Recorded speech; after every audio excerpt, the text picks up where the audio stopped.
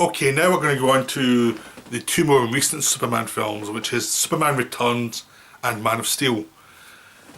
I'll state outright I prefer Superman Returns to Man of Steel, but I think both of them have good points and both of them have weaknesses.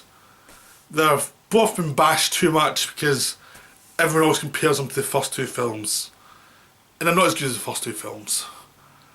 But they have lots of good moments and good elements, so it's difficult to be too cruel about them actually, because they're trying. They're genuine attempts at being good Superman films. They're not cynical films. They're not like the way the series went in the late 80s where it was just awful stuff going on.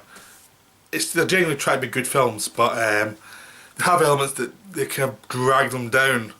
So I'll start with Superman Returns. Superman Returns has the one big advantage Superman Returns has over Man of Steel is the fact that they're better Superman in Superman Returns. They have a better the actor playing Superman fits the character better, which is Brandon Routh, who's going on to do some good work elsewhere as well. I mean, he was in Scott Pilgrim. He's been the Atom in the new DC TV universe. He's been in Chuck. He's done a lot of nice work since then. He's played villains. He's played good guys. He's actually very good at comedy. So he's a good actor. So he's developed beyond Superman. So he's now an actor who played Superman, but he's not defined as Superman, which is probably a good, healthy thing for a career. Because if you're defined as Superman, it kind of limits you, which happened with Christopher Reeve a little bit as well. But I think some of that was due to his acting was really been broad. And so Brandon Routh's a very good Superman, a very good Clark Kent. They have him as a clone almost of Christopher Reeve to start with, in a sense that it's taking a broad thing of Clark Kent and Superman are the same guy, but you can't tell because one's so different from the other. They take that dynamic, but it's different in the way it's played because it's a much darker figure. He doesn't have... He's weighed down more because at the beginning of the film he visits the ruined Krypton. He comes back to a world that's essentially moved on from him. And there's a kind of melancholy to the character in this one. His life, he's basically dealing with life moving on from him, and him trying to fit back into a world that has moved on, and he's trying to find his way again. And there was a nice sort of darkness to the character without being overplaying it. Basically the character has to deal with real life stuff, like an ex-girlfriend who now has a family, so he's no longer in the picture for her. He has to deal with her boyfriend who he works with, who's a nice guy, so he can't really... It's not even he's fighting against someone who's a jerk, he's fighting against a guy who's a good guy for her affections, so he can't really deal with that properly. They make him look good. So he's dealing with real life issues, but he's a superhero. So there's a nice element to the whole film where he's unnerved and he's not quite himself, and he's trying to find his way again. And I think that went out against the film, because it's something that I thought was great about the film was the fact that it's a guy coming back years later and he's trying to work out where he is. I'm not sure people wanted that. I think they wanted a new iconic Superman when it came out, and I think that went against it. The fact that the film was a slow build to the action scenes, and the action scenes aren't that big. They're really about him saving the city from side effects of Lex Luthor's plan. They're really about sacrificing himself to deal with other people's misdeeds rather than fighting someone like directly, because there's no one on Earth who can face up to him. So that's a problem the film has. So it's all about him fighting against people who are threats in different ways. They're not threats directly, physically to him. So that's the kind of underpin the whole film. He's really dealing with kind of issues that are a bit more, they're harder to define. Again, I think I really did the film in, because I think it was wanted a simple Superman fight someone. They didn't get that. They got him sacrifice himself basically to save the world from this big new continent building up, which is full of kryptonite, which will kill him, so he still does a sacrifice. He eventually survives, but it's a close call. So there's things like that that are really terrific because it's very much like a sci-fi movie more than a superhero film, because it's built up like a sci-fi movie. It's like this guy Superman. He's a guy. He's a stranger in a strange land. He's just not quite connecting, and he's having lots of feelings, but he can't quite place how to deal with them. And that's more of a sci-fi novel idea than it is a superhero idea. I think that's what they're kind of making. Like, not in Bryan Singer directed, it was actually making a full-on Superman film, which was rah rah rah. It was trying to take what was very there and trying to do a new little twist on it. And the twist he put on it didn't resonate for lots of people. I thought it was terrific. There was lots of great stuff in it. I mean, there were flaws in it though. I mean, it is slow paced and it could lose 20 minutes, but there's lots of little details like Lex Luthor's plans were always done very subtle ways where lights going out, and it's all about atmosphere, and there's lots of placement on human characters in jeopardy, so because they know Superman won't die unless you do something very clever against him, but they can place his loved ones in jeopardy and have him miles away, so they have to survive on their own for a long time, and that kind of makes that thing work. But there's also other things that slow it down because the pace is slower. But even though I said you could lose 20 minutes, I'm glad they didn't, because I really like the pacing of it. It is very kind of deliberate, and it's very kind of very romantic film about loss and readjustment, really. So I really like the film. I know it's flawed, but I really like it. I think it's got lots of good points. I mean, the worst thing of the film actually is like Spacey's Lex Luthor was just okay. He's fine, but there's no unique new look at the character. He's still out for land from the old movies, and that's kind of disappointing. It kind of needed Lex Luthor to be a bit more interesting, and it didn't really work. And the new Lois Lane's okay. She got a bad rap by a lot of critics. I thought she was fine, but it wasn't quite developed. The character wasn't quite developed as well as you'd hoped it would be. But the actress did fine. It was just a case of she wasn't given that much to do, really. She given bits to do, but it needed another draft or two. I think this film could have done another draft or two, really, just to tighten it up and build up certain characters a bit more.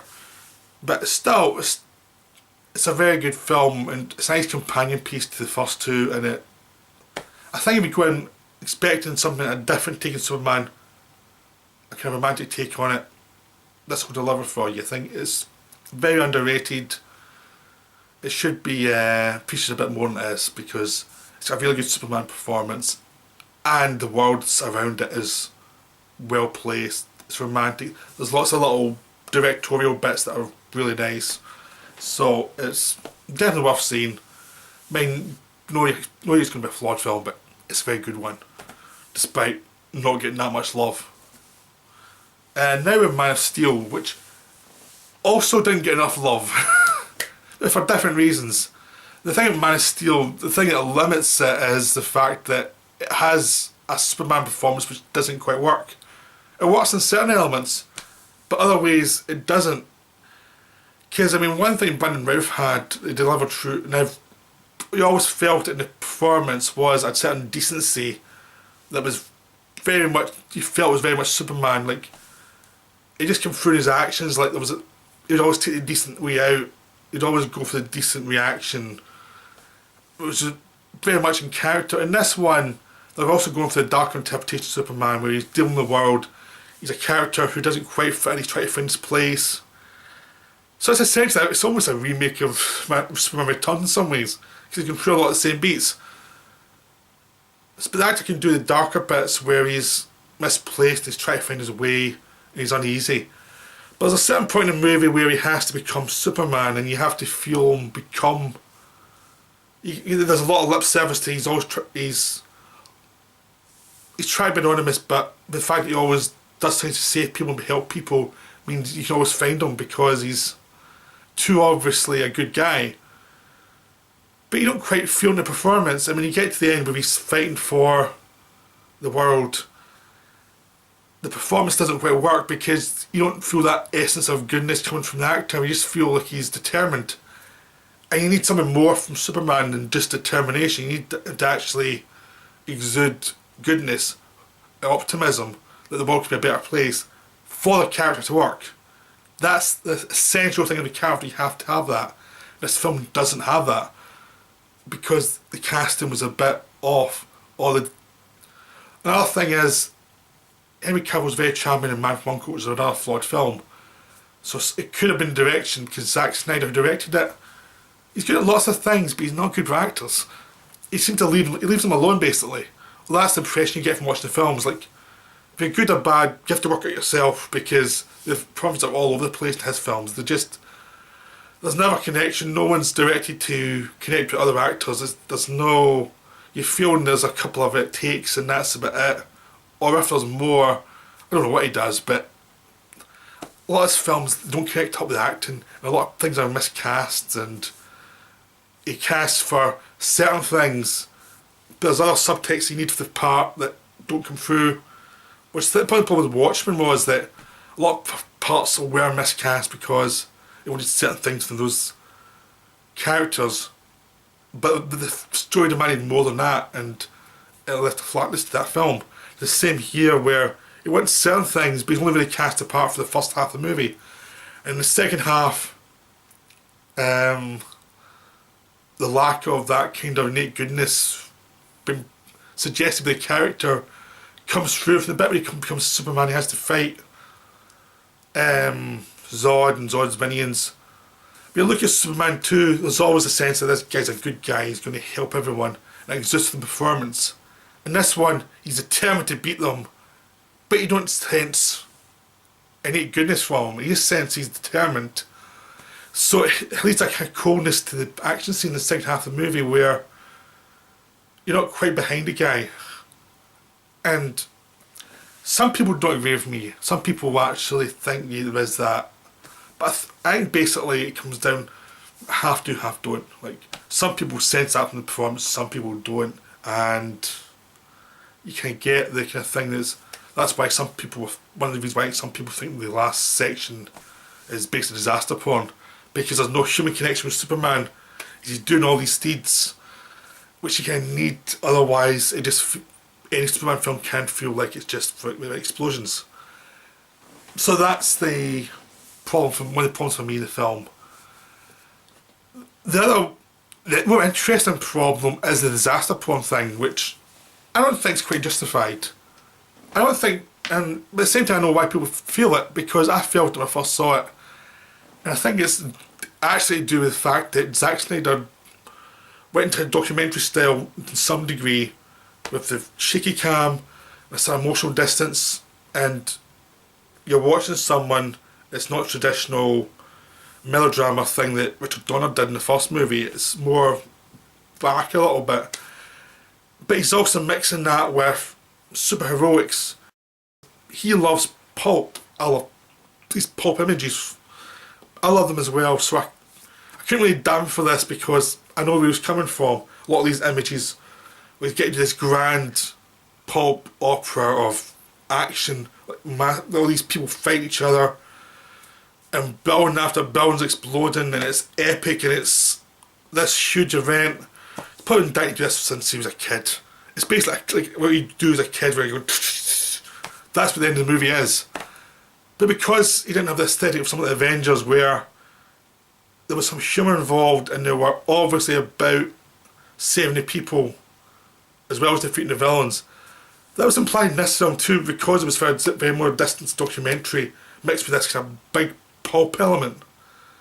The focus was different, and it led to people actually feeling like he was getting off on the explosions in a way that was kind of creepy and maybe even fascistic, because there's an element of fascism in pulp. I mean, it's simplistic solutions to complicated problems. That's what pulp basically is. And these big pulp figures fighting each other, and then there was all these people getting killed. I don't think the intention was to make a film where people don't matter. I think his intention was to combine these two styles and to do something new. Because it is new, that's why this is affecting me.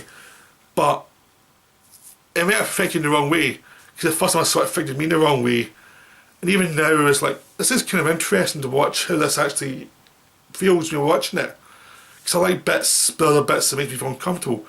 So I think the last third, even though it's very flawed, dramatically it's very flawed, it's like the plot mechanics that don't matter. Like they're there to have the big action scenes, and they could have been written better because you can feel that's what they're there for, which also leads to that problem where you're thinking everything's set up for the disaster porn. But I think it's interesting and uncomfortable because there are weird elements. So you've because it's cold in a way, like something bad happens, people will die, which is a lot less sentimental than the Marvel movies, which makes it much more about saving people, and it's much more obvious fantasy. This one's more realistic. Lots of people died here. Sorry, that's what happened. Mixed with this kind of fascistic pulp element, which is these Supermen, which are based on the idea of Germanic Supermen fighting like gods fighting, and old myths basically, gods don't care about the small people. So I mean, it's justified actually, but it's interesting to see in a movie in modern times. But I can see why some people didn't like it. And I also liked the fact that someone killed the guy, because what else could you do? I thought it was a good, flawed reaction. I don't see why Superman can't kill if need be. I think it's interesting. He's a hopeful figure. Make him really flawed in that way, and you've got a dynamic. Like one of the things that really about Superman Returns was it was a flawed Superman who knew he was flawed, and that came through the film where there's a guy who knew he was flawed. That was a good undertone to the film, and this one followed it up as well, but probably wasn't as didn't say as much. So I think it kind of didn't come across that way. So because the dialogue's kind of exposition-y. It kind of is, but it's not as bad as people say it is. A lot of people really rail on that.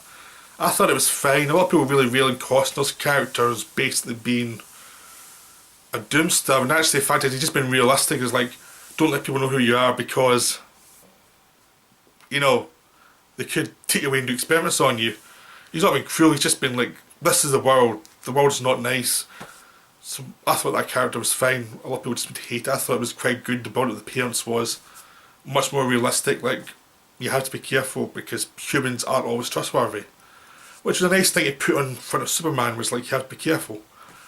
That, I mean, the bits I like best is pretty much when he landed on Earth to when Zod arrived, where you just see him working stuff out, because that was the most human, and it's a bit that Cavill's the most strongest at, because we give him more to do, but it's just like, it's a shame that, I think a lot of it was just direction. It was like, director should have done more for a bit more charm towards the end, because it kind of needed that just to make people connect slightly more. It would have helped a lot if you could connect rather than just have these action scenes where you're not quite connecting. But I don't really need to connect. I'm quite interested in the mechanics of that as well. So Man of Steel, despite the fact that it's not particularly brilliantly written, the plot mechanics are kind of obvious, still a nice little Superman film. It's not a little film, but it's a good Superman film. It's nowhere near as good as 2. But you've had 6 Superman films, right? And you've had 4 decent ones. You've got 1 interesting flawed one and 1 disaster. That's still a quite good batting average. I mean, compared to a lot of film series, that's not bad. It's not as good as Batman, but it's still a solid series. There's still a lot of good stuff to watch there. I mean, online cinema, people might be a bit snobbish about it and say it's not perfect, so it's awful. It's not really the case. There's degrees of good and degrees of bad in any film, so I think it's better to have a more, balanced view of things. So that's my views of The Damned of Superman series. So beginning next month I will do the Batman series of films, and I hope you enjoy that as well as we lead up to the Superman vs Batman movie, which I hope will be good.